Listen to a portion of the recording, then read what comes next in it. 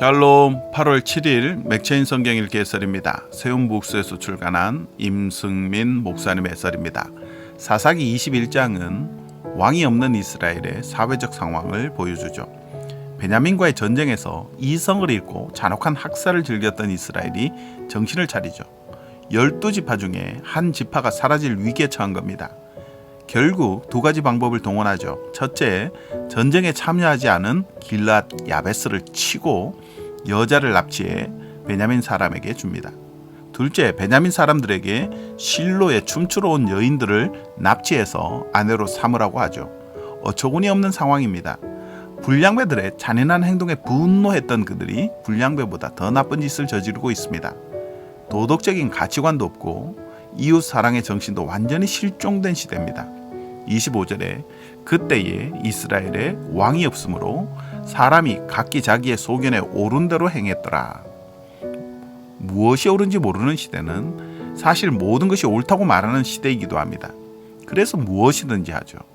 무엇이든지 해도 되는 이 시대에 오직 주께서 원하시는 것만 하는 성도가 되시기를 바랍니다.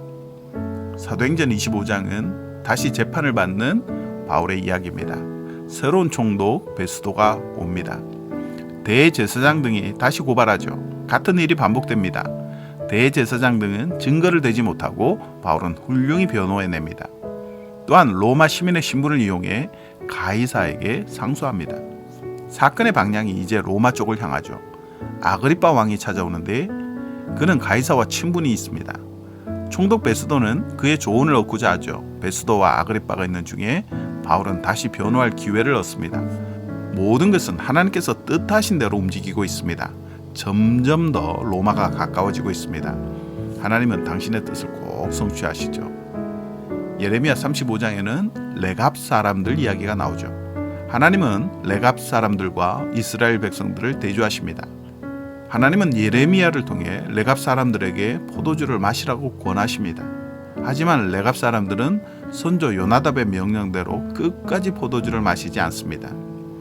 하나님은 레갑 사람들을 칭찬하시고 그들이 영원히 당신 앞에 서게 될 것이라고 말씀하십니다. 이스라엘 백성들과는 참 다릅니다. 이스라엘 백성들은 하나님께서 말씀하셔도 듣지 아니하고 부르셔도 대답하지 아니했습니다. 하나님의 말씀에 끝까지 순종하지 않았죠. 자기 소견에 옳은 대로 행했습니다. 하나님께 반응하는 것이 복입니다.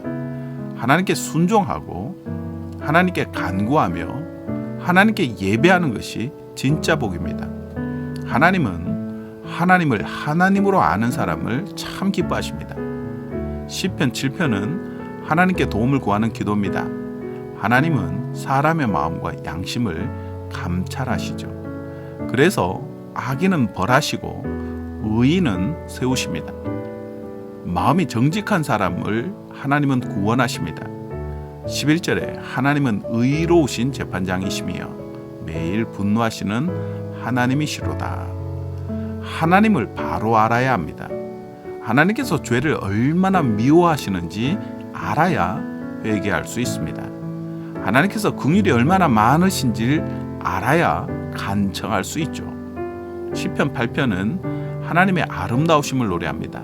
하나님은 참으로 놀라우십니다. 손가락으로 하늘과 달과 별을 만드셨죠. 사람을 존귀하게 만드셨습니다. 무엇보다 그 사람을 생각하시고 돌보십니다. 이 얼마나 놀랍고 아름답습니까?